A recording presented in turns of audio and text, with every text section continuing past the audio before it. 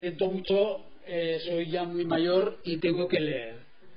Y he preferido no quitarle a las imágenes, porque son imágenes muy interesantes todas, bajo mi opinión. Entonces, me voy a personalizar un poco porque la génesis de mi preocupación por este tema, yo creo que es un poco lo que cada uno de los que pensamos en esto habrá más o menos sentido el mismo itinerario o el mismo proceso que yo he sentido. Yo conocí el Pirineo durante 3 veranos de mi tierna infancia, que los pasé en Sallent de Gállego, y dejaron en mí una impronta que ya nunca me he despegado de los Pirineos. Toda mi vida ha estado condicionado por aquellos 3 veranos. Como ya se sabe, pues la infancia nos condiciona un poquito a casi todos. Bueno, seguí viniendo en la adolescencia y en la juventud como montañero, pero en esa fase y en esa época de montañero, pues parece que el Pirineo empezaba donde terminaba el último pueblo del valle. Y el único Pirineo que pisabas era lo que era del último pueblo para arriba, donde acababa el Canfrán o donde te dejaba el autobús de la plaza de Benasque desde Zaragoza. Pero, como ya digo, que me dejó una impronta para toda mi vida, me vine a vivir a Jaca y estando aquí empecé a descubrir los pueblos deshabitados o despoblados, que no les gusta a sus herederos decir abandonados, ¿no? Pronto, un buen amigo mío, Antonio Fiel, me prestó un libro. Y ese libro, de Violán y Simorra, El Pirineo español, vida, usos, costumbres, creencias y tradiciones de una cultura que desaparece, escrito en el 48. Si lo reeditan tendrá que decir que desapareció. Bueno, este libro es la base de cualquiera que quiera entender la vida del Pirineo, ¿no? De la gente. Me permitió conocer y por tanto entender un poco cómo era la vida de aquellos hombres y mujeres que vivían en ese territorio pirineico que yo estaba descubriendo, ¿no? Antes de que hubiera sucedido el fenómeno de la despoblación masiva que duró, como ya he dicho, 30 años. Y aceleró el fenómeno que aceleró su despoblación. A esto se añadió la lectura que habremos leído todos de La lluvia amarilla, y a esa sensación que te da cuando ves y paseas por los pueblos abandonados, las calles, los cementerios, las iglesias, las casas, lo que queda, pues el libro de la lluvia amarilla te deja una sensación dramática, ¿no? Y creó, como todos sabéis, una serie de leyendas urbanas y de un movimiento que durante varios años hizo que Ainielle pues fuera una especie de Shangri-La para muchos ignorantes y desconocidos. Pero también había otras lecturas, ¿no? Libros de Enrique Satué, de Severino Pallaruelo, me permitieron que aquellos sentimientos, digamos, de rebeldía contra una cosa que había sucedido y que quizás no tendría que haber sucedido, y estas cosas, pues hay esos libros de estos autores y de otros, pues de alguna manera, como eran bien conocedores de la realidad, pues permitieron que los sentimientos se fueran modulando, ¿no? Y se fueran acercando un poquito más a la realidad. Entonces llega en mis manos este libro hace un año, Pinos y penas, de Carlos Tarazona, que hoy nos acompaña y mañana nos hablará él, conteniendo un libro distinguido con el premio Félix de Azara de la Diputación de Huesca, como lo veis ahí, y es un libro de gran formato, y os pongo algunas cifras que contiene, ¿no? 2 kilos 200 gramos, 887 páginas, 307 maravillosas fotografías, 109 expedientes de compra, 23 anexos y un CD de 45 minutos con testimonios de todos los que participaron en la reforestación y que desgraciadamente no valoramos la posibilidad de poner algo, pero realmente el tiempo se nos iba.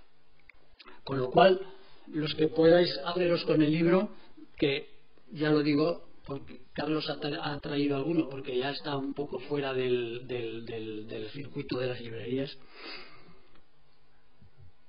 Este libro contiene mucha información y también contiene un poquito de emoción.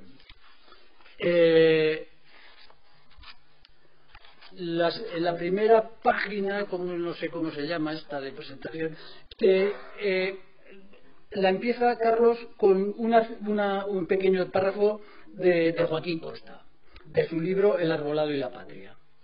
Y Joaquín Costa decía en 1912: las torrenteras están en razón inversa con los bosques, como las nieblas están en oposición con el sol.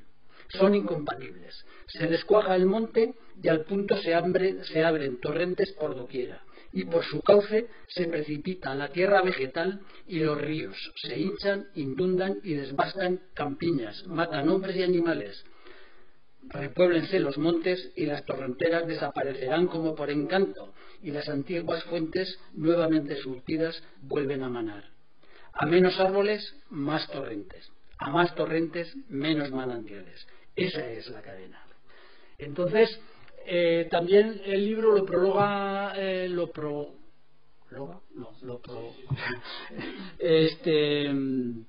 Julio Llamazares.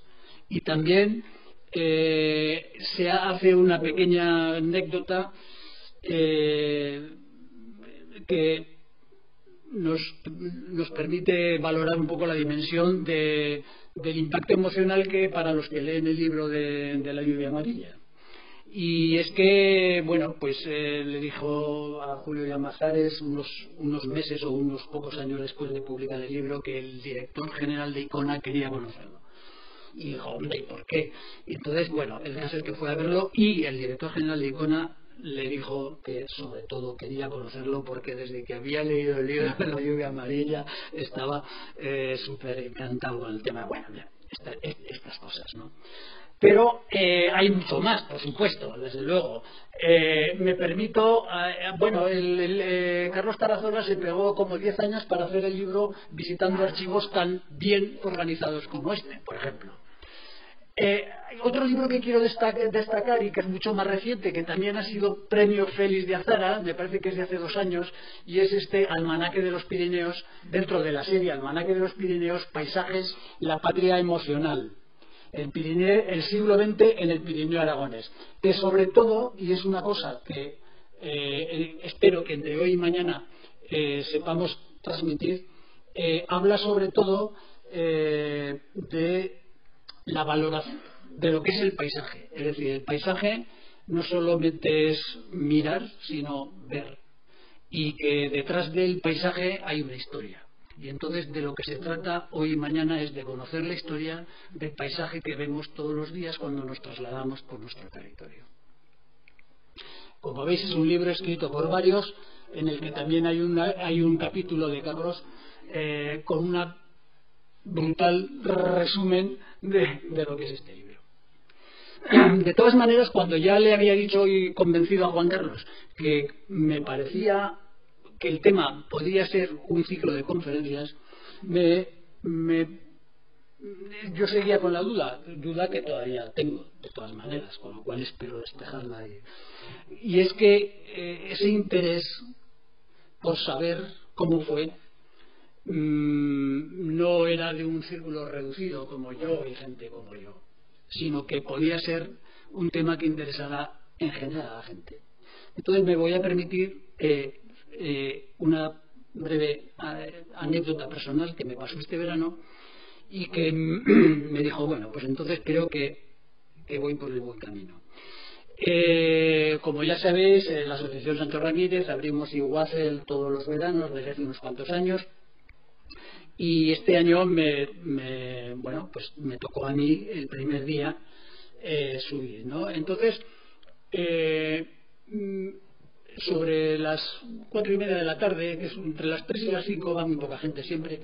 Entonces apareció por la puerta pequeña, yo estaba ahí sentado al lado de la puerta grande, y apareció una pareja, hombre y mujer, de unos 30 años. Entonces, como era el primer día, tenía ganas de hablar, estábamos solos y empezamos a hablar de la ermita, explicándole cosas porque no la habían visto nunca por dentro.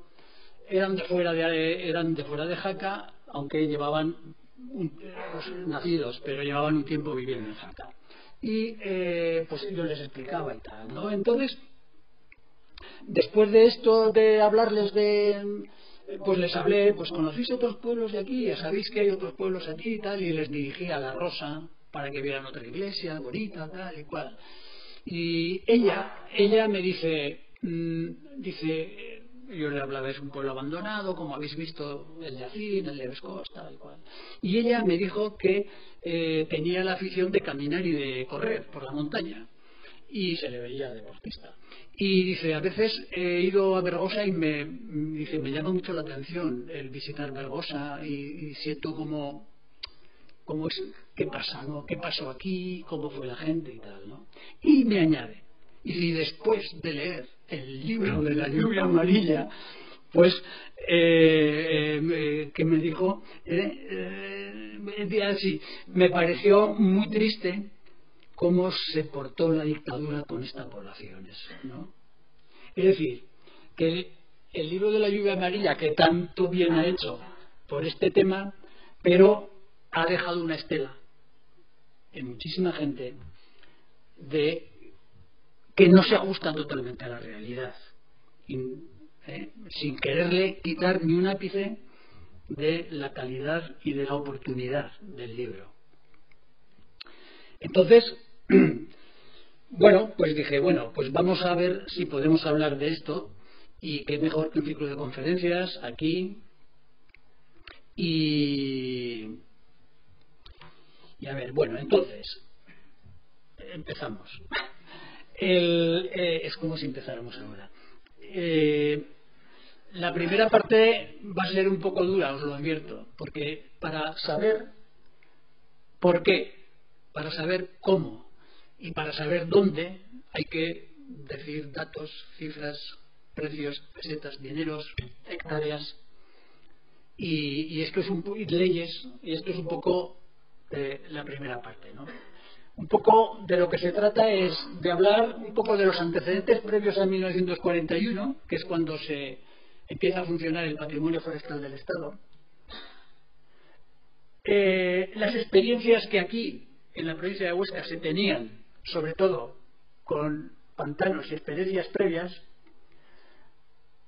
cómo se funda el patrimonio forestal del Estado, las legislaciones que se generaron para que el patrimonio tuviera armas legales para actuar, mencionar al Instituto Nacional de Colonización, el tipo de terrenos que el patrimonio forestal del Estado clasificó según la propiedad, sobre todo los procesos de compraventa de los pueblos, y al final procuraré poner un poquito de emoción para que no solo sea información. En los años 30 el Ministerio de Agricultura tenía el objetivo de reforzar sobre todo la producción de madera de España, que era muy escasa, ¿no? Sobre todo en la repoblación de los rasos, es decir, de los montes en los que no había árboles, ¿no? En ese objetivo, además de incrementar la producción de madera, se añade la necesidad de recurrir a la repoblación forestal para erradicar las consecuencias de la erosión torrencial que se llevaba décadas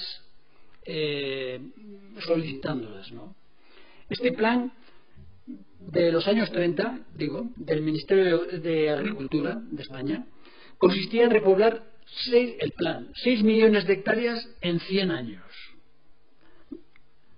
Jamás hemos conocido un plan actualmente, desde que tenemos democracia, que fuera más allá de 4 años. Entonces, esto se planteaba nada menos que repoblar 6 millones de hectáreas en 100 años, o al menos, decía, 3 millones en 55 años, concretando que para la región pirenaica preveía la necesidad de repoblar 1.200.000 hectáreas. Entonces,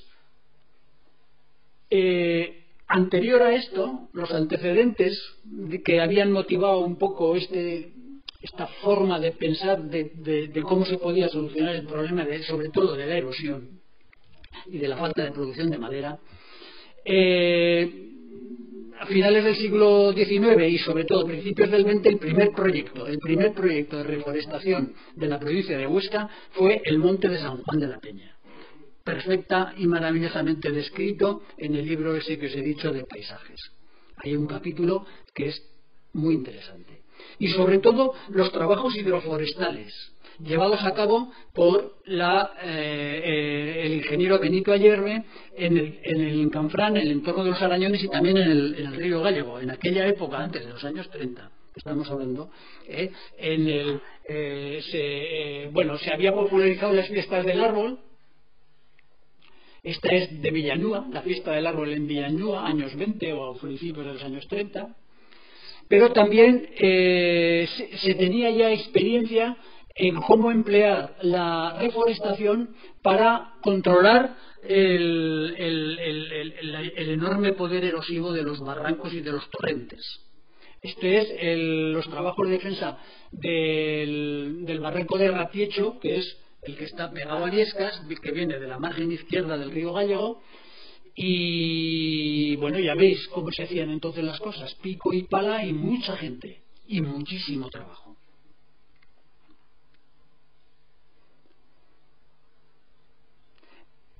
Claro, todo esto se hacía con muy buena voluntad, pero la fiesta del árbol y luego lo de los torrentes, pero bueno, era un poco ya en esos años 30, incluso, fíjate, mientras está... me paso de diapositiva. Bien, esta tampoco. Estando, me llamó mucho la atención, estando Huesca asediada por los republicanos durante la Guerra Civil, en 1937, el Distrito Forestal de Huesca, que no dejó de trabajar, ya tenía redactado su propio plan en la provincia, calculando que se necesitarían 9.952 de la superficie para ser repoblada, y se añadió también los trabajos que había que hacer en las rambas de los ríos. En esa época, inmediatamente después de la guerra, se plantaron todas esas choperas que vemos cuando vamos por el río Aragón hacia Puente la Reina, en el río Gállego y sobre todo en el Cinca y en el Ésera, ¿no? Es donde más hasta se hicieron unos 140 o 150 kilómetros de repoblación con chopos de las ramblas. Y en esa época también de los años 30 se estaba reforestando zonas como Bailo, Arbués, la Sierra del Cubierre, La Naja, Robles. Y ante la falta de viveros y de plantas se construyeron viveros, caminos, pistas de acceso, es decir. Hubo también, de forma anecdótica, la Falange promovió alguna repoblación y en febrero del 39, al poco tiempo de que Huesca se vio liberada, se plantaron en 21 kilómetros de trincheras árboles directamente sobre las trincheras. Entonces, la política hidráulica y la política forestal se daban la mano, y mucho más si se le hacía caso a las ideas que Joaquín Costa no se cansó de reclamar, ¿no? En 1912, como ya he dicho, escribe el libro del Arbolado y la Patria, y inspirado en estas teorías, en las teorías de Costa, Lucas Mañada y otros, en 1926 se crearon las confederaciones hidrográficas, que posibilitaban la construcción de embalses y, por tanto, la necesidad de protegerlos por la colmatación por arrastre de lodos. En 1933, el Plan Nacional de Obras Hidráulicas preveía la necesidad de proteger los terrenos de la cuenca del Ebro, repoblando 875.450 hectáreas, de las que correspondían a Huesca 253.860, para evitar la erosión. Pero en Huesca ya se tenía experiencia con los embalses. El pantano de la Peña se inaugura en 1913. En 1904 se desaloja el pueblo de La Peña, que contaba con 7 casas que a lo largo del libro también se ve como en los años contra más atrás mejor se aprovechaban las cosas y luego se desmontaron las casas para aprovechar el material. Ya veis aquí cómo ahí están los troncos de las vigas de las casas preparados, las piedras que se iban acumulando bien. Bueno, entonces, en 1905 los ingenieros de la División Hidrológica Forestal de la cuenca inferior del Ebro advertían que de no reforestar pronto la cuenca del Gállego y sus torrentes, los arrastres, cito textualmente, irán de día en proporciones aterradoras, convirtiéndolo en un inmenso y estéril depósito de acarreos. En 1975 la Confederación Hidrográfica del Ebro informó que la capacidad de este embalse era de 15 hectómetros cúbicos, es decir, en 65 años el pantano de La Peña había perdido 10 hectómetros cúbicos, con lo cual se calculaba que en 90 años ya no habría embalse. El pantano de Argüís es el primero que se construyó en 1884. Se concluyó las obras de su presa que permitían almacenar 1.180.000 metros cúbicos de agua para regar 2.000 hectáreas en los alrededores de Huesca. En la segunda década del siglo XX, los arrastres habían restado la capacidad del embalse a 900.000 metros cúbicos. Mientras, además, se habían ampliado los terrenos a regar, que nos va sonando, ¿no?, lo que pasa.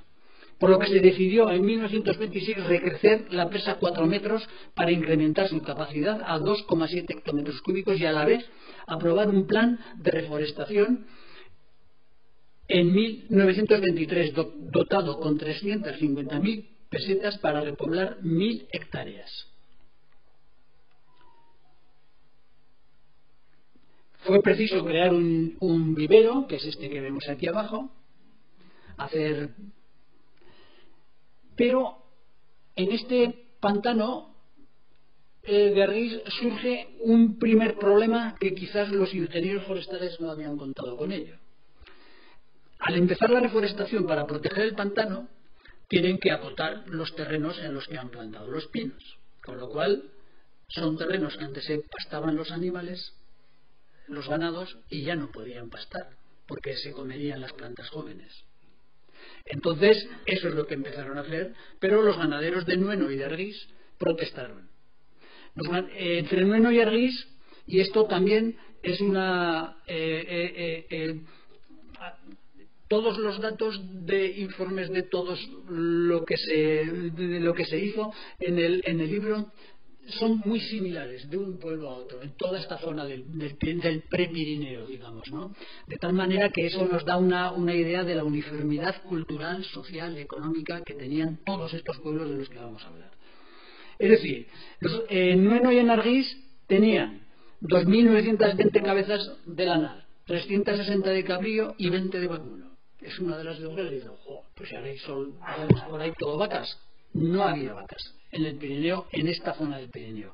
Todo eran cabezas de lanar y claro, fue preciso llegar a un acuerdo con los ganaderos y mejorar las zonas de pastizales, que se mejoró una zona de 10 hectáreas y sobre todo ver qué otras plantas tendrían mejores posibilidades. El pantano de Barasona comenzó lo mismo.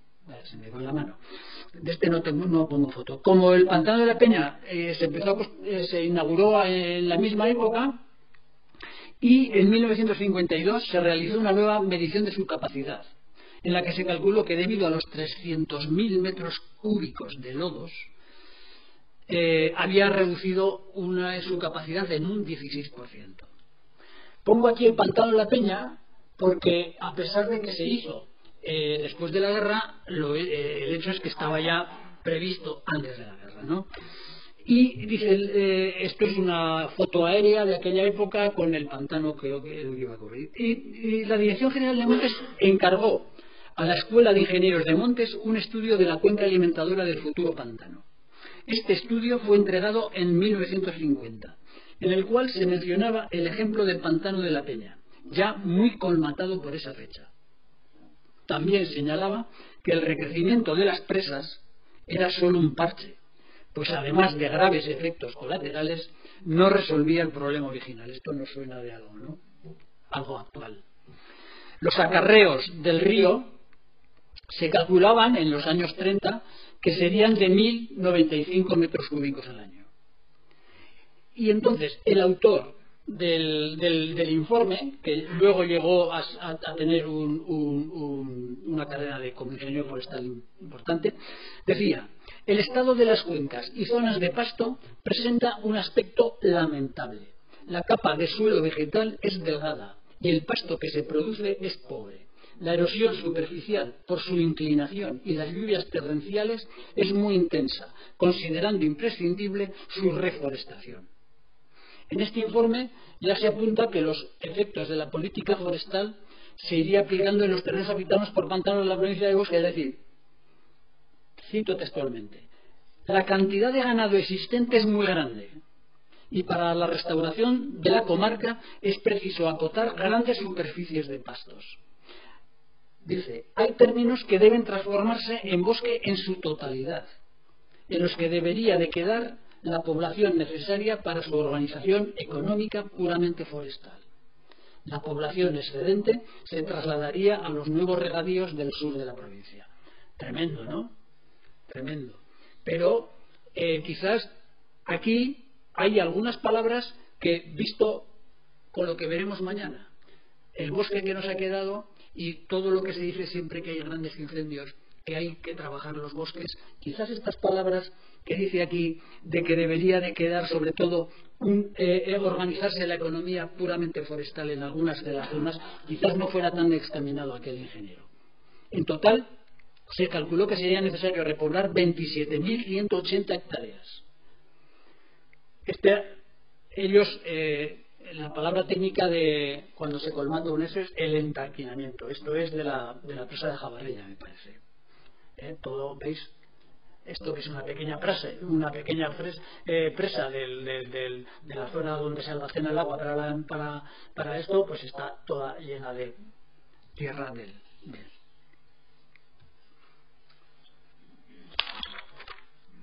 El pantano de Janovas, que a pesar de ser bueno, ya sabéis que no existe.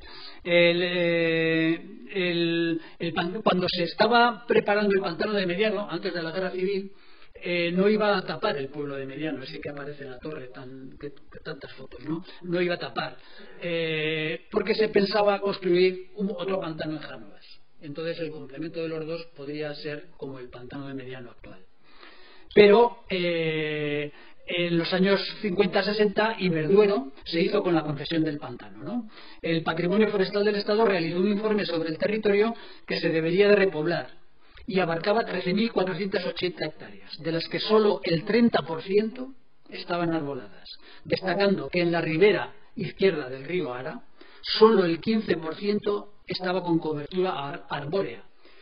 Señaló que había que reforestar urgentemente 2.376 hectáreas. Y concretamente, por resumir un poco, en la Solana de Burgasé, que ya sé que muchos de vosotros no sabéis dónde está, porque es lo que me ha pasado siempre que hablo de esto, pero luego hablaremos de esto, había que reforestar 1.746 hectáreas. El pantano del Mediano, en el Grado, no vamos a hablar. Y de lo que se trataba era precisamente de esto. El pantano de Canelles, pues al poco tiempo de haberse ya embalsado, todos los alrededores eran campos, estaban apenas sin arbolado, y en la actualidad. Bien, entonces reforestar para incrementar la producción de madera, para evitar la erosión y para proteger los pantanos ya construidos. Este era el plan. Un plan previsto antes de la guerra, vino la guerra, se paraliza todo y se pone en marcha enseguida. Partiendo de cero, había que crear sobre todo un entramado legal. ¿Cómo se actúa para hacer todo esto? Porque el Estado no tenía terreno. El terreno donde tenía que plantar los pinos era de alguien. Y tenía que tener una serie de leyes que hicieran que el patrimonio forestal del Estado pudiera actuar. En 1935 se crea el Patrimonio Forestal del Estado, un organismo autónomo dentro del Ministerio de Agricultura. Debido a la guerra civil se quedó en parón, pero fue reactivado en 1941. Le concedía la autoridad máxima forestal en detrimento de las confederaciones hidrográficas y dependía del Ministerio de Agricultura y no del Ministerio de Obras Públicas. Otra ley, diciembre del 51, sobre repoblación forestal y ordenamiento de cultivos agrícolas en los terrenos de las cuencas alimentadoras de los embalses de regulación. Implicó de lleno a dos ministerios, Obras Públicas y Agricultura. El Ministerio de Obras tenía que informar sobre los terrenos que alimentaban los pantanos y por tanto que deberían de ser sometidos a repoblación forestal.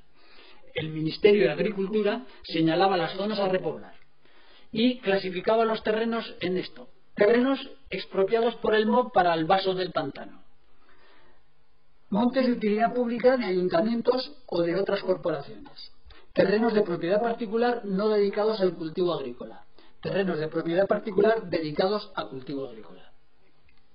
Y una tercera ley, dentro de otras muchas, la Ley de Montes de junio del 57, en el que podrá declararse la utilidad pública para la repoblación forestal de una determinada zona, que se llamará de repoblación obligatoria. Está, por ejemplo, ahí vemos en el boletín, pues que los montes situados en los términos municipales de Javier Latre, Latras y Horna del Gallego tal, bueno, pues aquí que son de repoblación obligatoria. Estas son las zonas de interés forestal y de repoblación obligatoria del norte de la provincia de Huesca. Huesca está ahí. Esto es la Ribagorza, el Ésera y el Cinca. Como veis, la mayor extensión de repoblación. Aquí nos quejamos, pero en la Ribagorza todavía fue mayor. Bueno, nos quejamos, yo cada vez menos, pero bueno. Esta es la zona de protección del pantano de Mediano, que ya digo que se estaba empezando a hacer antes de la guerra. Esta es la Solana de Burrasé. Todo esto es la Guardera. Todo esto es lo que ponía ese boletín: Latre, Horna, Javier de Latre, toda esta zona. Tierra de Viescas y el sobrepuerto, la Garcipollera,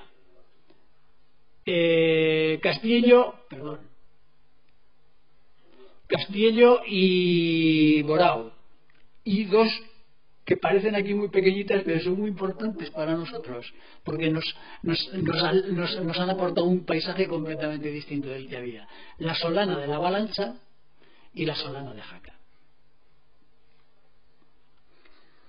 El patrimonio forestal del Estado se crea en el año 1941. Previamente existían las divisiones hidrológicas forestales, de la que pertenecía el famoso Benito Ayerbe. En 1926 las confederaciones hidrográficas, y el mismo año, en el año 26, el gobierno de entonces dedicó 100 millones de pesetas que jamás se ejecutaron. Es decir, vale, creamos las confederaciones, tomar este dinero, pero nunca se los llevó a dar. En agosto del 39, recién acabada la guerra, una nueva ley introducía cambios en el anterior y refundiendo ambas, en 1941 se crea el Patrimonio Forestal del Estado con un organigrama complejo dentro del Ministerio de Agricultura, y se le dotó con 780 millones de la época. Eso habla un poco del en serio que se tomaba en el asunto. Conviene decir que en el resto de Europa las repoblaciones en esa época ya habían sido muy importantes. Por ejemplo, en Francia se habían repoblado 600.000 hectáreas en los últimos 100 años. En Italia, desde 1929, se estaba repoblando a razón de 7.000 hectáreas al año. Inglaterra, a 10.000 hectáreas al año. En España, el Patrimonio Forestal del Estado consiguió en 30 años de existencia repoblar 1.800.000 hectáreas. El problema principal era que el Patrimonio Forestal del Estado no era dueño de terrenos, y para realizar la plantación fue necesario tres formas de conseguirlos. o un convenio, consorcio se llamaba, con el monte, con los dueños del monte, la compra del territorio, y si ninguno de estos dos, pues la expropiación forzosa. De la fórmula del consorcio quizás mañana Carlos hable un poquito más. Yo únicamente decir que por ejemplo, el balneario de Panticosa. El balneario de Panticosa, en 1954, el ayuntamiento de Panticosa y el balneario llegaron a un consorcio para reforestar 343 hectáreas del fondo de Valle Glaciar. Todo esto que ahora conocemos arbolado se plantó entonces.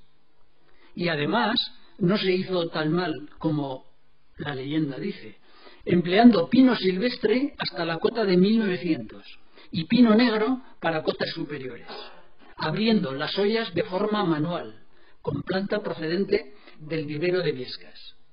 Otras formas, otros procesos de consorcios bien conocidos en nuestra zona son, por ejemplo, Badaguas, antes y después, Cañas, antes y después, y Gries, cuando venimos de Huesca, antes de llegar entrando en el Monrepós, y sobre todo el Castillo de Loarre. Así estaba, estas ya son las cotas sobre las que se iban a plantar, o ya estaban recién plantados, y es así como lo tenemos ahora.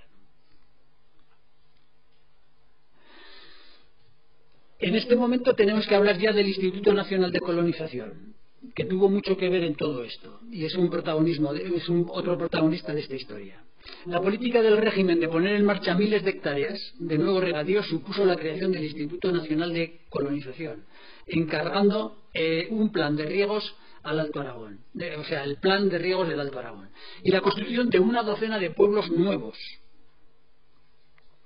requiriendo la presencia de nuevos habitantes o colonos, muchos procedentes de los pueblos adquiridos por el patrimonio forestal del Estado. El ingeniero Miguel Navarro Guernica, y esta persona es la única que voy a mencionar. Todos los informes que se citan en el libro pone el nombre del ingeniero forestal que lo hizo, pero por no ser más prolija la charla, pues voy a mencionar solo porque primero fue de los primeros que inició todo el proceso en los años 40 y 50, tuvo una carrera profesional muy importante, y además digamos que ponía corazón en lo que hacía. El ingeniero Miguel Navarro Guernica fue muy activo en procurar que, ante los precios a la baja que sistemáticamente iba a ofrecer el patrimonio forestal del Estado, al menos se tuviera en cuenta a estos habitantes para la designación de lotes en los nuevos pueblos de colonización. Este ingeniero envió una carta el día 3 de enero de 1945 al director general del Patrimonio Forestal del Estado en Madrid, y decía: ¿será posible que mediante una acción conjunta entre el Patrimonio Forestal del Estado y el Instituto Nacional de Colonización se llegase a que los propietarios aceptasen los precios de nuestras valoraciones, garantizándoles una plaza de colono en los nuevos regadíos que crea? Dice: la ventaja sería que los propietarios cederían sus montes a menor precio, y en cambio Colonización hallaría colonos hábiles que conocen el trabajo con animales y aperos de labranza y de buenas costumbres en cuanto a la moralidad y trabajo, ya que los pobladores de esta montaña de Huesca lo son y tienen reputación de tales. No se le permitió llevar a cabo un plan concreto para estos traslados, pero él siempre que pudo intentó favorecer el asentamiento en estos nuevos pueblos, como hizo con los habitantes de Bescós de la Gacipollera, Berbusa, Iñelle y otros. Conforme se ponía en marcha el proceso de compra y reforestación, aparecían otros problemas, como ya hemos mencionado en Ardis. Uno de ellos, que añadía complejidad, era el de la actividad ganadera de los territorios. La economía de subsistencia en la que se desenvolvían los pueblos afectados suponía que la falta de rentabilidad de su agricultura, las familias completaban con el ganado lanar y cabrío, fundamentalmente, su economía. Al estudiar caso por caso de los territorios a adquirir, se demostró la sobreexplotación de los terrenos rasos de pastoreo y que la reforestación era incompatible con esta actividad. Perdón, me he olvidado de pasar. La entrega del diploma de colono. Fantástico foto de los años 60. Aquí el gobernador civil, el ayudante y el colono, ¿no? Venga, una foto muy bonita. Bien, por ejemplo, para que nos hagamos una idea, en la zona que se quería reforestar por el pantano del Jánovas, esta es la composición del ganado, que es la ribera del Ara, ¿no? Pues Burgasés, 6.000 cabezas de lanar, 700 de cabrío, 0 de vacuno. Abella, Jánovas, aquí como estaban en el fondo del valle, pues tenían unas cuantas vacas. Y en Fiscal, ninguna. En total, una zona en concreto que había que reforestar para proteger el pantano, pues tenía 9.100 cabezas de lanar, de cabrío 1.050 y 450 de tal. Bien, entonces, un plan de los ingenieros forestales fue decir, tenemos que intentar cambiar la costumbre de tener ganado lanar y cabrío por vacuno, porque el lanar es ramoneador y es más destructivo para el bosque, y la vaca, al ser rumiante, no supone tanto problema.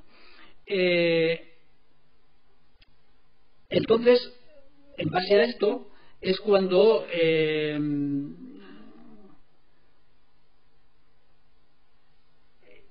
los ingenieros forestales sabían que cambiar el ganado lanar por el ganado vacuno suponía un incremento y suponía un coste para los habitantes de los pueblos que no eran capaces de soportar, ¿no? Y entonces es cuando en el año 1962 se construye la vaquería que está situada en Pescos de la Galipollera, para proporcionar ejemplares bovinos de la especie parda sucia con un buen equilibrio cárnico y lechero a precios más asequibles. La creación de este centro de mejora y experimentación supuso grandes inversiones dentro del presupuesto del patrimonio forestal del Estado y, entre otras cosas, tuvo que hacer una pista de acceso. De las pistas que hubo que construir, quizás mañana Carlos las mencione. Hubo también muchos montes que se ofrecían a venderse y que nunca llegaron a ser comprados, porque a lo largo de todo el proceso farragoso que incluía mucho toma y daca y muchas negociaciones, pues se quedaron sin comprar. Muchos de estos los tenemos muy cerca. Por ejemplo, Carlos encontró en los archivos 95 expedientes de ventas que no se llegaron a realizar. Por ejemplo, aquí cerca, pues Anzánigo, Ara, Arguisal, Araguarde, Solano, Badaguás, Marbenuta, Dorao, Botalla, Cortillas, Escartín, Daguarta, Sinués y numerosas pardinas. Otra de las cosas que nos enseña el libro, el mundo de las pardinas, ¿no? Conocemos los pueblos, pero no conocemos las pardinas. Que, bueno, muy interesantes. Bien, los bienes eclesiales. El patrimonio forestal del Estado, cuando compraba el monte y las casas, pero no incluía ni las iglesias, ni los cementerios, ni la casa del cura, ni las escuelas. Y generalmente ni siquiera se hacía mención de ellas. En el caso de Basarán, el ingeniero responsable, Miguel Navarro Garnica, incluye en su informe: existe una iglesia sin valor artístico, pero con una curiosa arquitectura, y una casa rectorial propiedad del obispado de Jaca. Ya sabemos dónde acabó esa iglesia, en Formigal. Bueno, y ahora nos acercamos al mogollón de la cosa, ¿no? La visita del ingeniero, la política forestal, el proceso de compra-venta de los montes propios. El inicio de un expediente comenzaba con la recepción en las dependencias del patrimonio forestal del Estado de un ofrecimiento de venta firmado por los legítimos propietarios del monte y el pueblo. Así se presentaba. El alcalde y todos los propietarios de un pueblo firmaban un ofrecimiento de venta al patrimonio forestal del Estado. En caso de interesar, el patrimonio forestal, el terreno ofrecido, se elaboraba un ligero informe con el que se comunicaba a Madrid. Y en Madrid les decían si podían seguir con el trámite o no, si interesaba o no interesaba. Madrid siempre. En caso afirmativo, se encargaba un informe definitivo de una valoración detallada de lo que se ofrecía a comprar.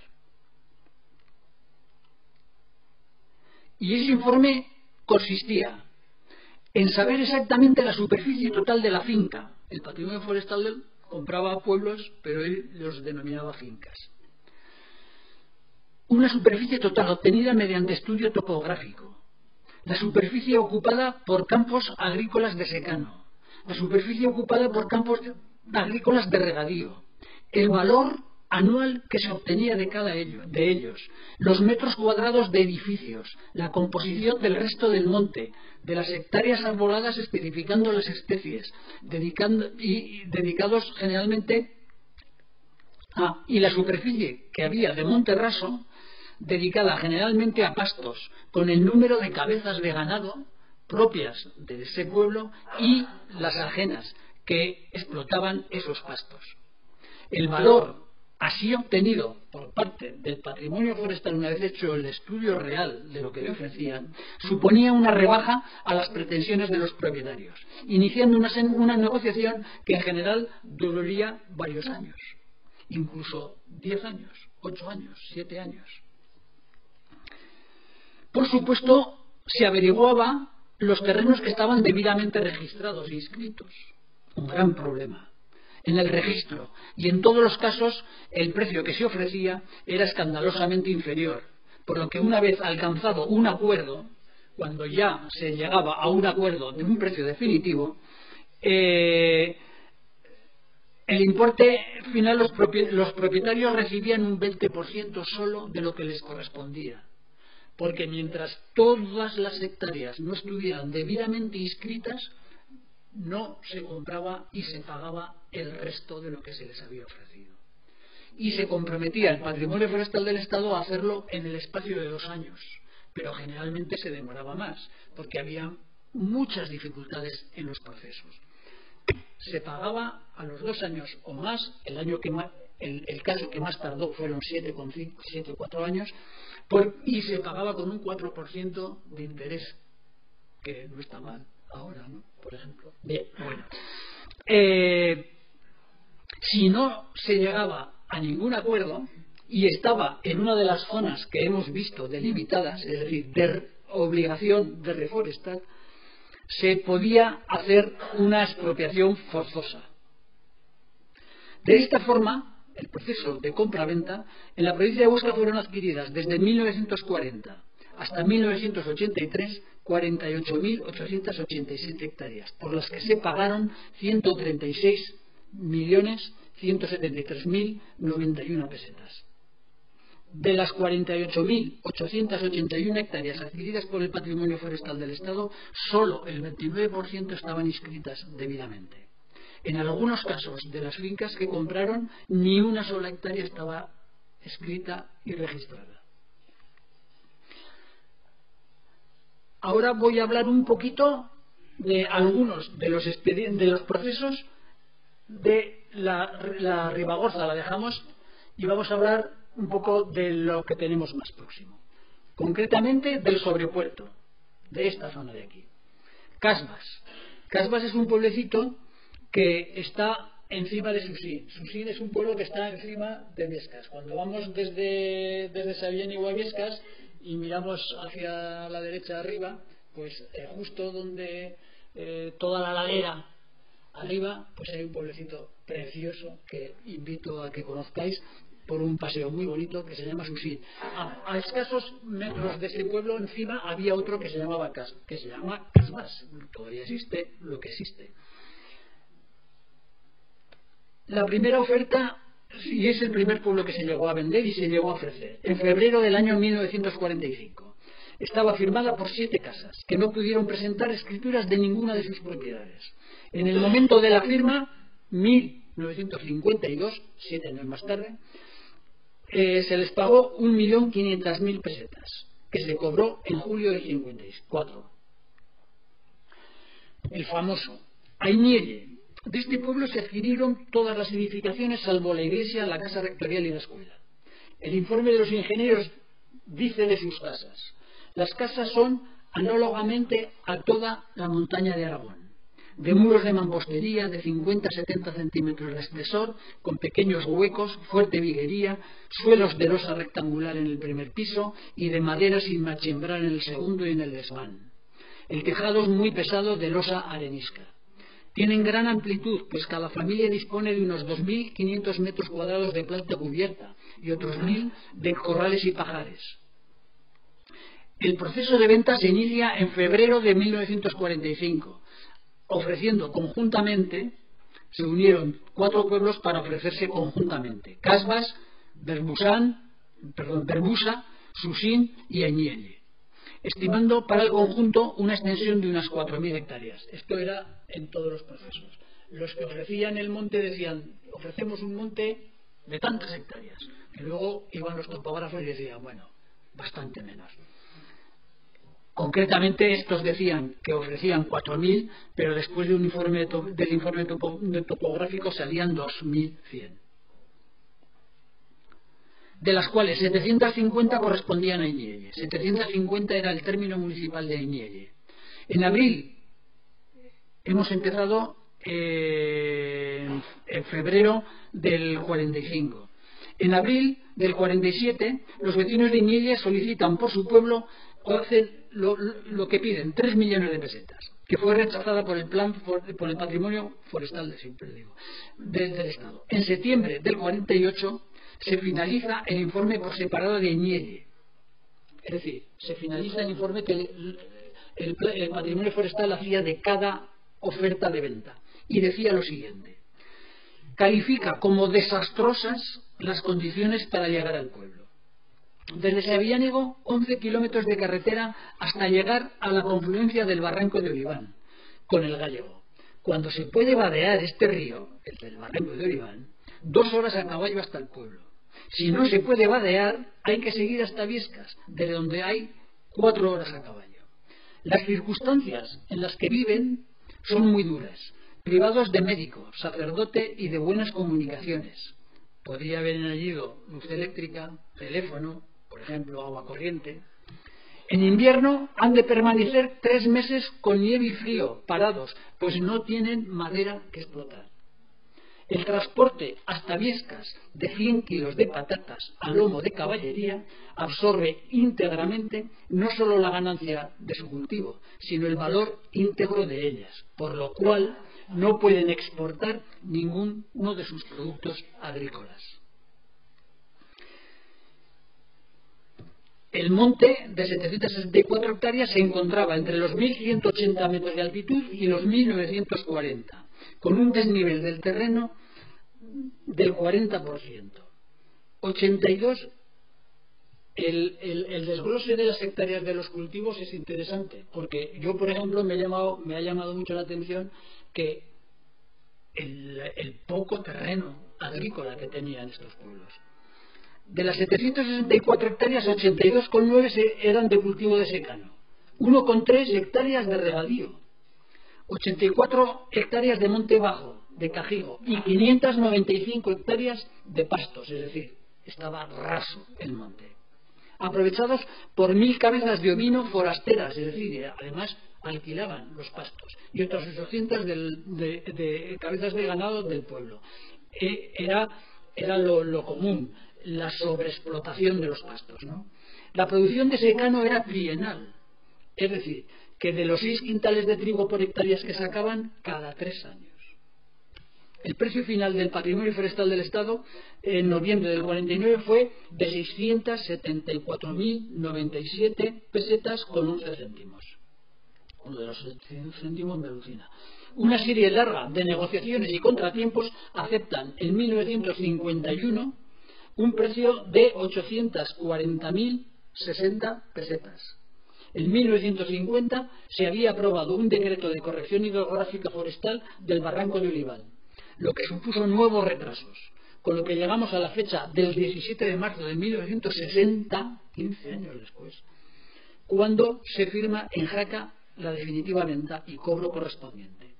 La casa que más cobró, 131.569 pesetas con 24 céntimos.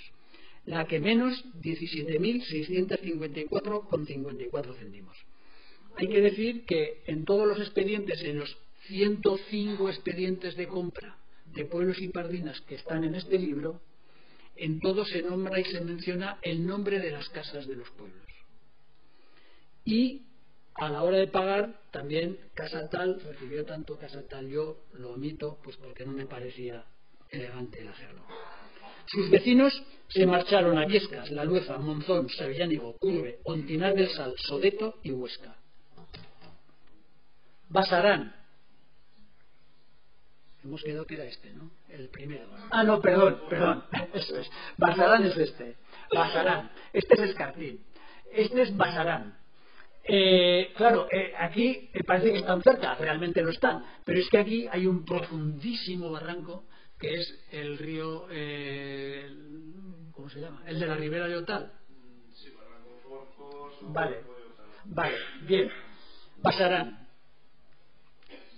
Lo destaco por lo siguiente. El informe del ingeniero dice, porque está archivado, es el lugar peor comunicado del Pirineo. El acceso no puede hacerse desde ninguna carretera con menos de 4 horas a pie o a caballo. Llevan una vida que no vacilamos de juzgar impropia de españoles en el año 1950. Desconocen el alumbrado público, carecen de asistencia facultativa y para buscarla han de recorrer largas distancias, provocando un extraordinario número de defunciones del hijo o de la madre en los alumbramientos. Carecen de asistencia religiosa, con menos de una misa al mes, y a veces han de enterrar los cadáveres sin exequias. Las cosechas de trigo se valoran en 5 simientes, y el producto de 600 kilos de trigo por hectárea cada 3 años, pues se siembra un año y se deja 2 de descanso. Sus habitantes marcharon a Ontinar del Sal, Monzón, Borrastre, Sardas, Ipiés, Bergoa, Barcelona, Sabillánigo y Francia. Berbusa. Bueno, esto es otra fotografía sacada de los libros de Fernando Viaje de lo que es Escartín. Esto es de los años 70 y debe ser primavera. Pero bueno, ya vemos cómo estaban estos pueblos, igual que Basarán hemos visto, en la cima de los cabezos de la montaña, ¿no? Bueno, aquí tenemos al revés. Esto es Basarán y aquello es Escartín. Y esto es Basarán antes de la venta. Estos son los campitos que cultivaban. Berbusa tiene algo de especial. Bueno, se oferta también en el 48 y dice, en la carta de oferta, dice: el terreno en el que se asienta el núcleo urbano sufre corrimientos que han causado el desplome de algunas casas y causarán el de otras. En estos momentos eran 15 habitantes, eran 100 un siglo antes. Otros argumentos que era él.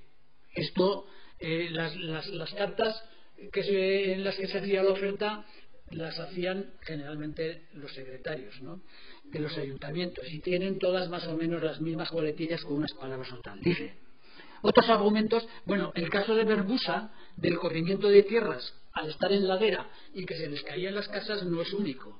Square le pasó lo mismo. El Square que conocemos de la carretera, ya sabéis que el pueblo estaba arriba de la montaña. Y tenemos otro ejemplo con Salinas de Jaca. Salinas de Jaca también se trasladó abajo a la carretera porque las casas se les caían porque la ladera se corría. Dice los de Berbusa. Otro argumento era el escaso rendimiento del terreno de cultivo les obliga a trasladarse a zonas de regadío más industrializadas, donde los rendimientos a los esfuerzos corporales son mayores y donde la vida ofrece otros alicientes. El que más cobró fue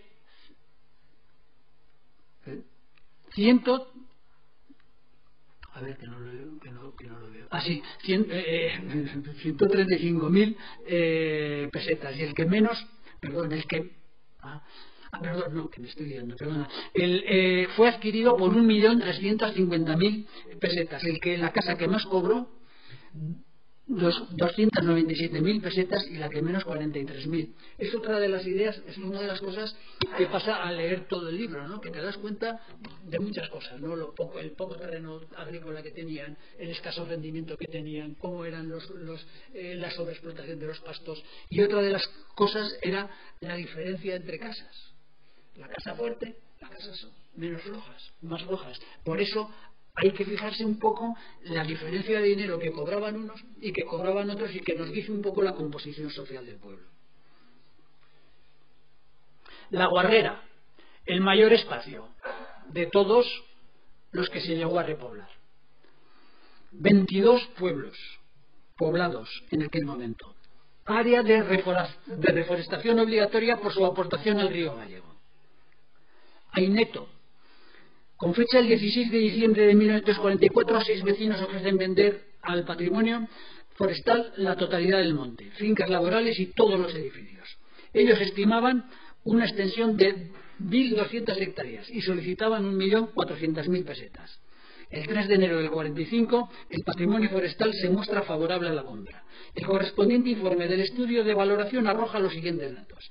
La superficie total, 954, no 1.200, de las cuales 595 estaba arbolada de forma natural por pino silvestre de buena calidad, considerando que albergaba 20.000 metros cúbicos de madera, que para sacarla desde Aineto tenían que arrastrarla durante 4 kilómetros hasta la carretera, pista, donde se cargaba en camiones, y otros 24 kilómetros hasta la estación de Horna.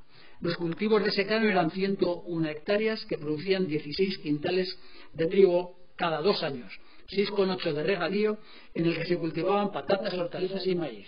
Monte raso 249, aprovechado por 600 cabezas de lanar y cabrío y 25 de vacuno.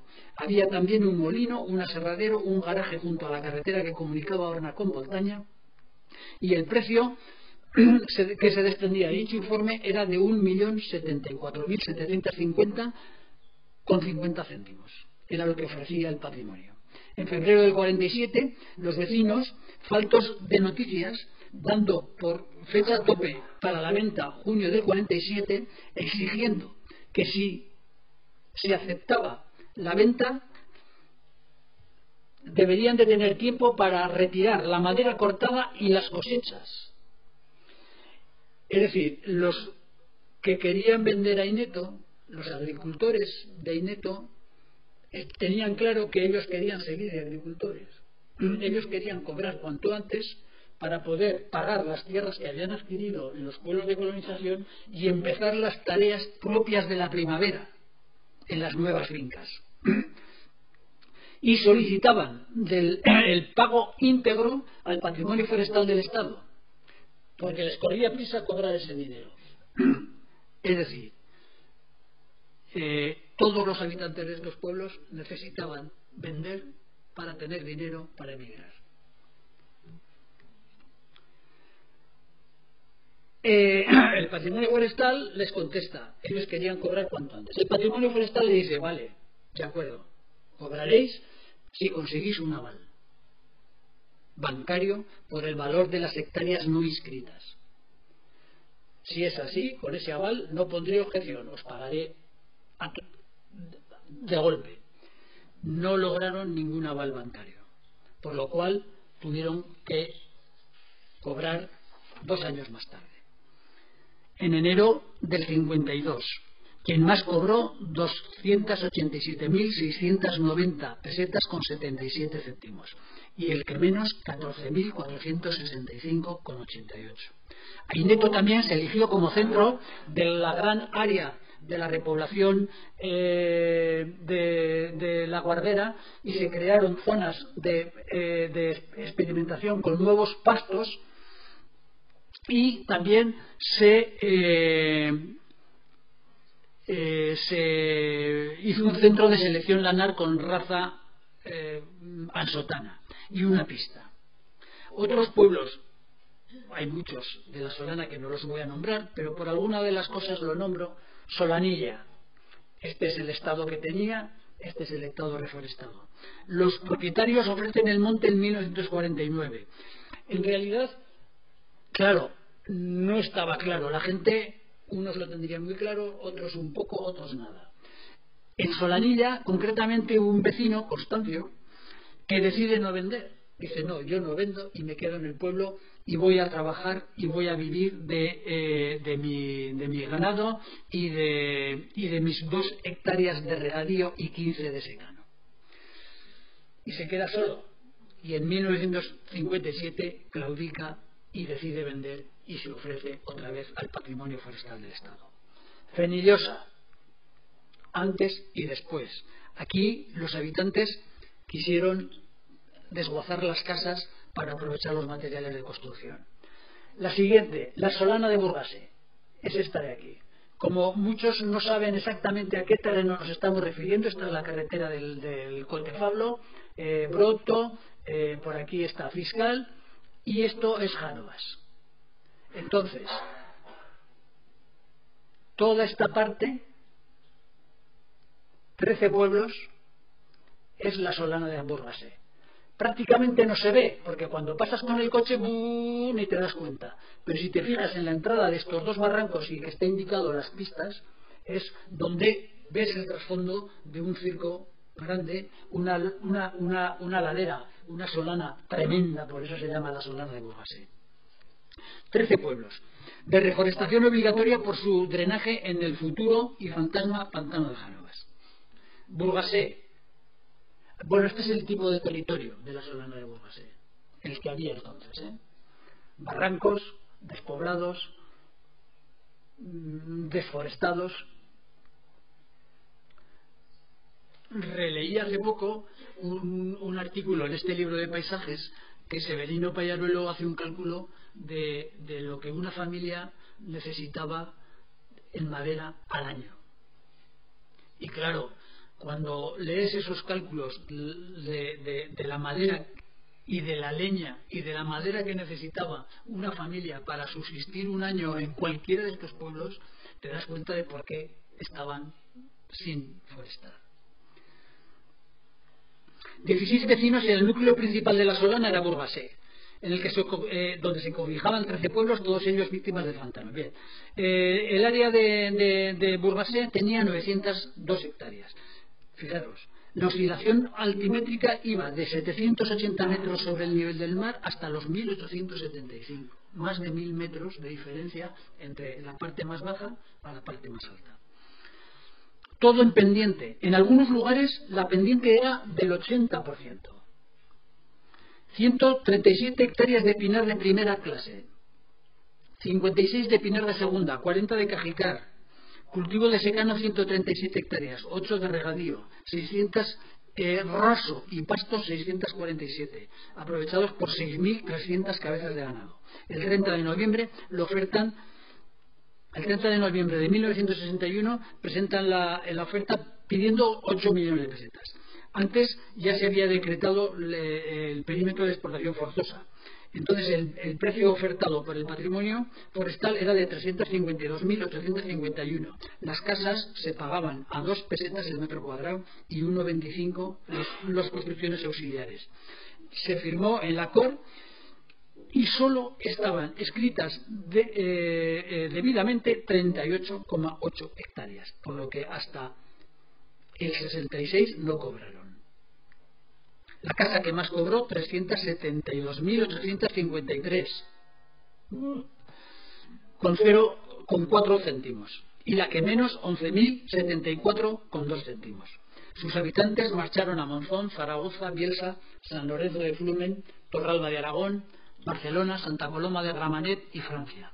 En Burgasé se instaló un vivero para la repoblación de estos montes. 2 o 3 pueblecitos más los menciono solamente. Castellar. Estamos en la Solana de Burgasé. Este es un pueblo, Jerte. Este es otro pueblo, Castellar. Todo el terreno es así. Como veis, pequeñas fincas, tal igual. Para que os hagáis una idea de las fincas. En Castellar, en este pueblo, Casa Palacio tenía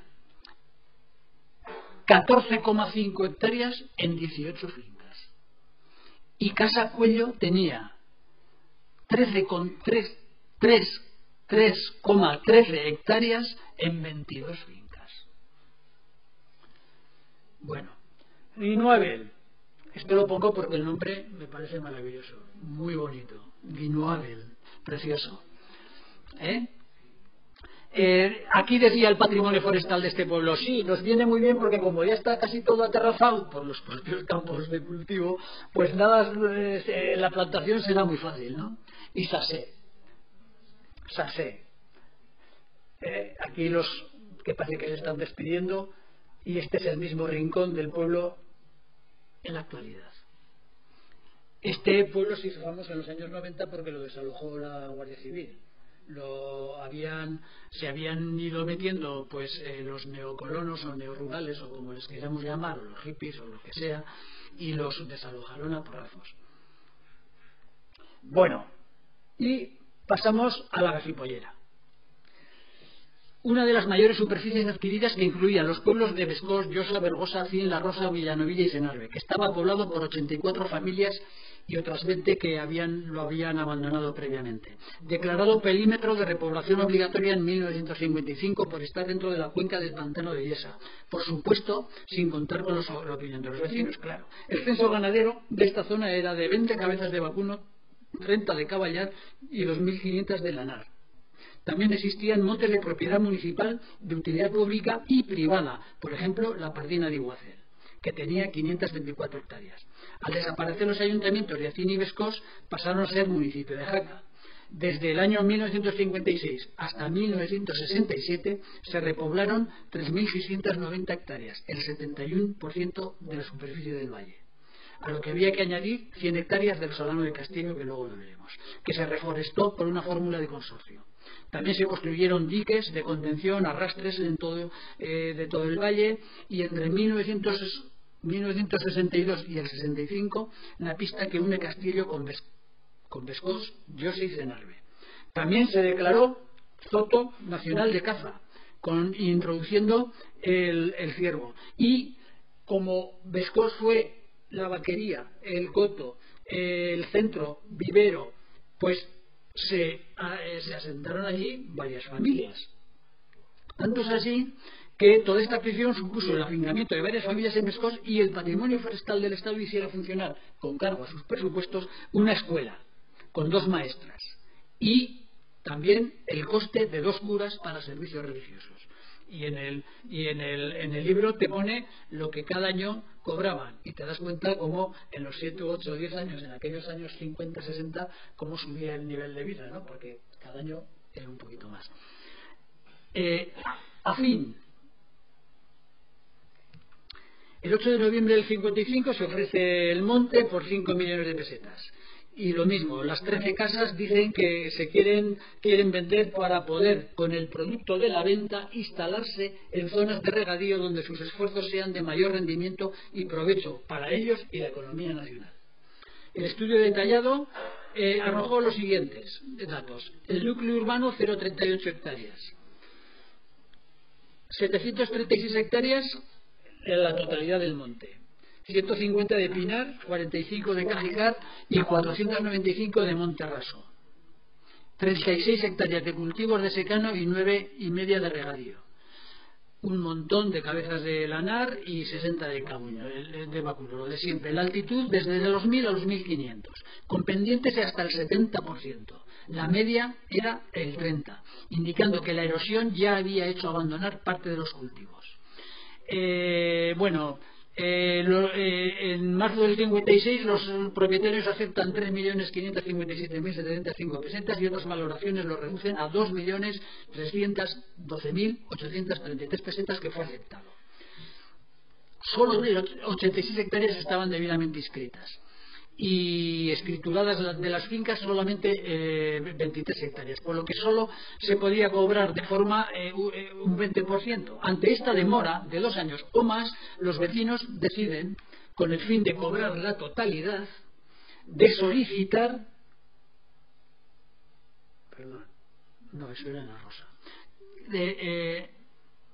de solicitar el cambio de expediente de una venta voluntaria a una expropiación forzosa. De esta manera, cuando se hacía por expropiación forzosa, los trámites eran muy complicados, pero corrían por parte del comprador, el patrimonio forestal, y tenía la ventaja de que pagaban íntegramente el precio.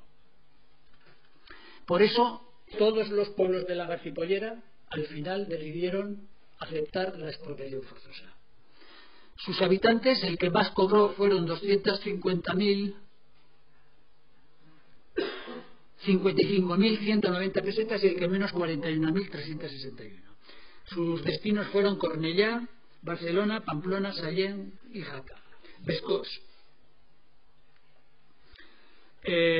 Bueno, pues este pueblo fue elegido como centro de todo esto, ¿no? 25 casas habitadas cuando se ofreció a la venta. Habían llegado a ser 40 en el diccionario de Madoz, de 40 casas a 25. Que se le ofrece en 1954 al patrimonio forestal por 2 millones. Tenía una superficie de 841 hectáreas, 600 eran de orientación sur, con una fuerte erosión. 156 de Robledal, 204 de Monterraso, 381 de Rasa de Solana. Bueno, en el 57 aceptan vender por 1.500.000 pesetas. En el documento 8 firmaron con el dedo. En noviembre del 58 solicitaron la expropiación forzosa, que se ejecutó en Bescós el 19 de mayo del 59. Quien más cobró 150.338 pesetas con 48 céntimos y el que menos 1.021. Se marcharon a Barcelona, a Jaca, a Hierve, Canfrán. La Rosa, 11 casas abiertas cuando se oferta en el 55 solicitando 3 millones de pesetas. Aquí tenemos una foto muy famosa de un antropólogo alemán, Krüger, que en los años 20 hizo esta foto de la Rosa. Como veis, toda rodeada de campos, bancales, sin apenas forestación. Y este es el estado actual. Bueno, al final ofrecían 3.000 y aceptaron 2 millones. 3 millones y aceptaron 2. El que más cobró 224.280 y el que menos 156. Sus habitantes marcharon a Sabiano, Barcelona, Jaca y Huesca. La Pardina de Iguacel. Aquí esto es muy interesante. Ambos me perdéis. Ya sé que me estoy alargando, pero lo siento, no volverá a ocurrir. La Pardina de Iguacel, bueno, la Rosa al final, pues esto es la carta donde dicen que quieren la expropiación forzosa. La Pardina de Iguacel pertenecía al municipio de Acín, de la que eran propietarios 16 vecinos de Acín y 11 de la Rosa. Acordaros que durante el verano el señor Gómez Valenzuela, recientemente fallecido, nos presentó un libro sobre el linaje de los Abarca de Jaca, en el que eran dueños de esta pardina. En algún momento del siglo XIX la venden al pueblo de Acín y la Rosa. 16 vecinos de Acín y 11 de la Rosa. Y lo ofrecen en venta el 19 de marzo de 1956 por 2.500.000 pesetas. La constituía 292 hectáreas de pinar, 229 de raso y pastos y 3 de regadío. Entre los años 1955 y 1956 los propietarios habían extraído 12.000 metros cúbicos de madera. Es decir, lo ofrecen a vender, pero sacan la madera que pueden antes de que se la lleguen a comprar. A ver, ¿por qué el valor de la Pardina de Iguacel? Y esto un poco nos da un poco idea de cómo era la economía entonces. Esto está en el libro de Gómez Valenzuela, también está escrito. El valor de la Pardina de Iguacel es que tiene dos cosas por las que se saca dinero líquido, cash. Porque la economía de trueque no produce dinero. Con eso no sacas dinero para irte a un pueblo de colonización o para irte a Barcelona. La Pardina de Iguacel era de una casa fuerte, los Abarca de Jaca, porque producía dinero que luego se empleaba para hacer préstamos, con los cuales se sacaba. Es decir, bueno, la madera y el pasto era lo que ofrecía dinero. La madera porque se sacaba y se vendía, y el pasto porque se alquilaba.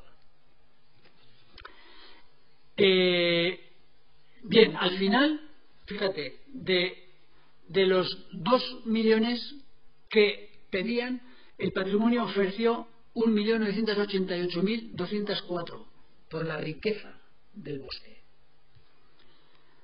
y se cobró en abril del 59. Cobraron todos los propietarios por igual, 76.469,48 pesetas. El caso de la ermita de Nuestra Señora, siendo de la asociación, no podía evitar hablar de esto. Situada en la Pardina, en la cabecera de la Galipollera. El ingeniero responsable dirige una carta al director general de Bellas Artes el 11 de julio de 1969, en la que, argumentando que desde que los vecinos de La Rosa se han ido del pueblo, nosotros nos encargamos de retejarla, pero eso no basta, ya que los inviernos sufren los efectos del hielo y de las lluvias, con daños cada vez más irreparables. Y sigue: es la primera vez que te molesto, y como ves no es para un asunto mío, se trata de una joya románica y creo que merece la pena. Y le sigue explicando que en agosto, esto era la carta del 11 de julio, él no estará, que estará de vacaciones, pero dejará encargado a alguien para que acompañe al que quiera venir a verla. Y termina: espero que te tomes interés y perdona las molestias que te cause. Esta prosa humillante, solicitante, suplicante, la tenemos que seguir escribiendo cuando queremos que se restaure alguna cosa. Lo que no ocurre recientemente es que te contesten tan pronto y tan positivamente. El 14 de julio recibe contestación, la había mandado el 11 de julio, del director general de Bellas Artes, diciendo que pasa nota al comisario del Patrimonio Artístico Nacional para que vea las posibilidades de su restauración y te conteste directamente. No tenemos, no hay informes de esa visita, pero el 20 de diciembre el ingeniero que había mandado la carta a Bellas Artes le contesta al comisario de Patrimonio agradeciéndole el interés con la consignación de 1 millón de pesetas para la reparación y restauración de la ermita.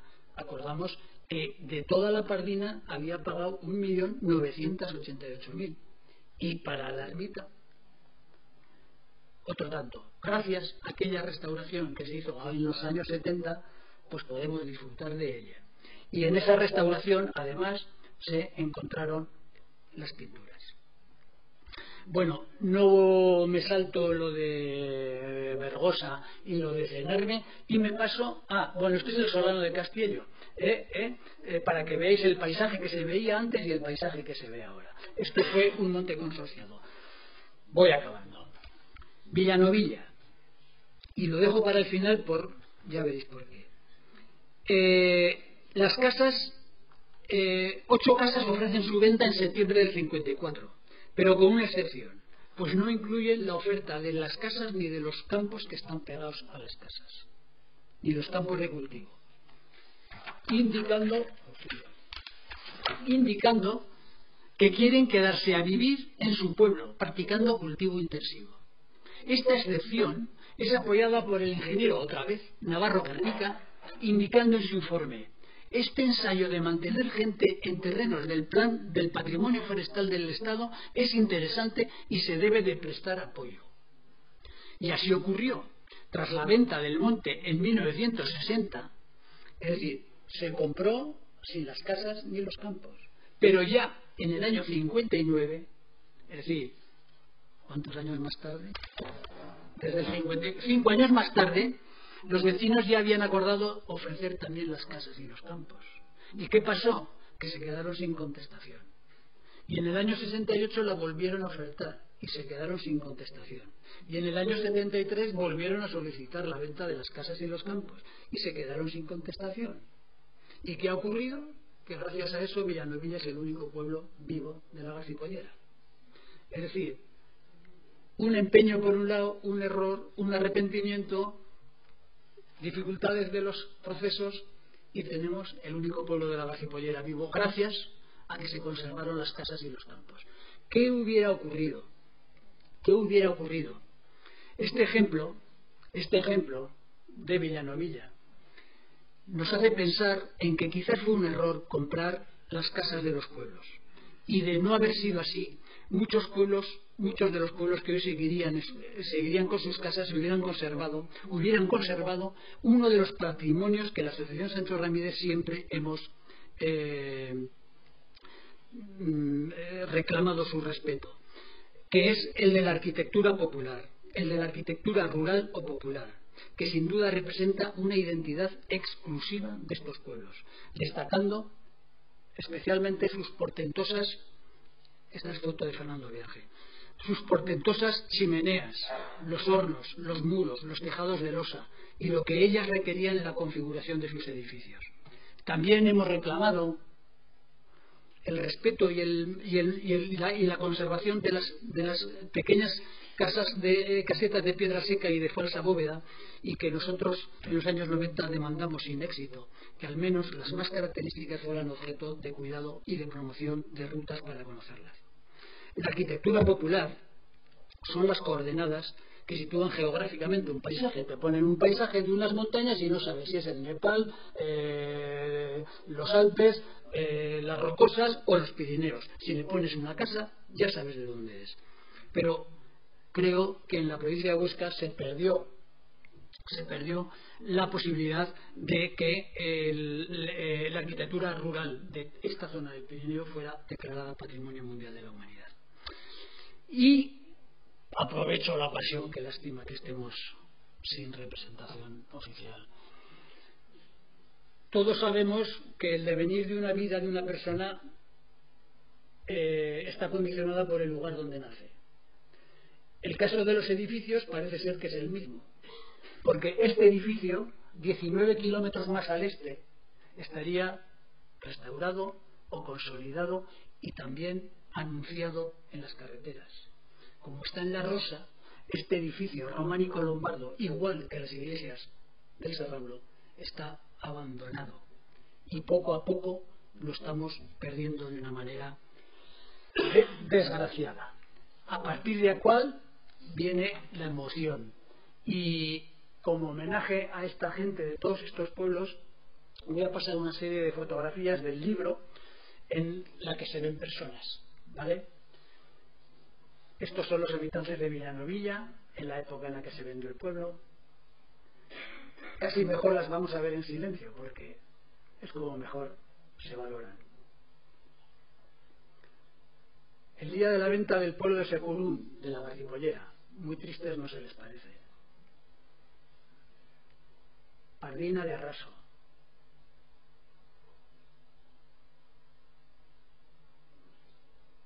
Esto está en Porena, me parece, ¿no?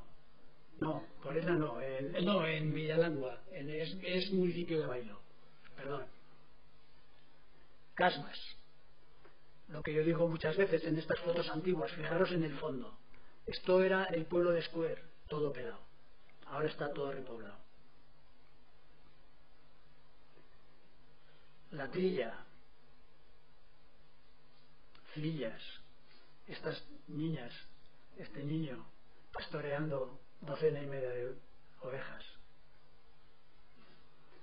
Los amos de las casas de Cerezuela, en 1960. Esto es Cerezuela, también es la Guardera. No, el Solano de Burgasé, perdón, el Solano de Burgasé. Fillas, sobre Puerto. Y esta foto es que no puedo evitar la impresión brutal que a mí me ofreció cuando la vi, y después de leer esto te das cuenta de que eso de que una imagen vale por más que 1000 palabras, y esto lo dice todo. El esfuerzo tremendo que requería el haber labrado, segado, transportar lo que a lo mejor 1 hectárea o 2 hectáreas de terreno les producía, y que debido al terreno tenían que arrastrarlo con una pareja de bueyes y una pareja de machos. Y el enorme esfuerzo de esta gente que no necesitaban ir a la playa para ponerse morenos.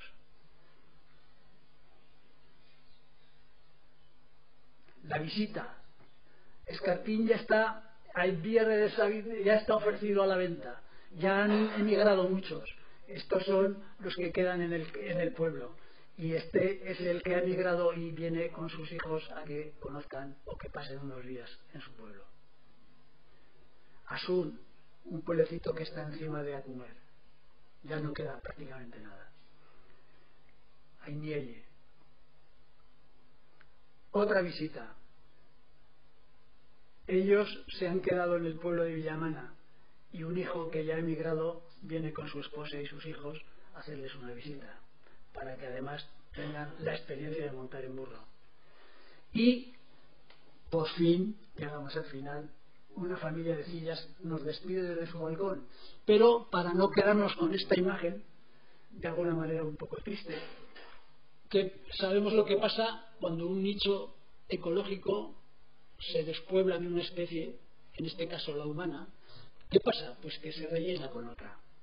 Y de esta manera, en Aineto hay una nueva escuela con muchos niños nuevos y nuevos habitantes, los neorurales,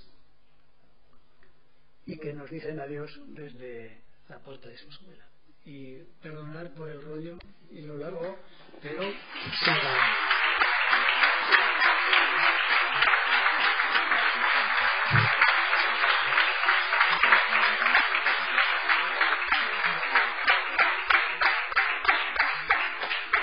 Bueno, la idea era esta, ¿no? Mostrar un poco que realmente la vida de la gente que decidió vender era muy dura y que probablemente lo que transmite el libro de la lluvia amarilla seguramente pasaría por la cabeza de alguno. Realmente les daría tanta pena y tanto duelo dejar su pueblo, pero probablemente la mayoría, como hemos visto, estaban deseando llegar a un sitio donde pudieran encender una bombilla por la noche, pudieran bañarse, beber agua del grifo, hablar por teléfono con sus amigos y con su familia, transportarse en tren, poder ir en coche y no tener que andar 4 horas a caballo o andando. ¿De acuerdo? Pues no lo sé, si alguien quiere hacer algún comentario, como es tan tarde supongo que no, pero sí. Entonces hoy hemos hablado de lo que desapareció, mañana hablará Carlos Tarazona de lo que apareció, que es un bosque precioso.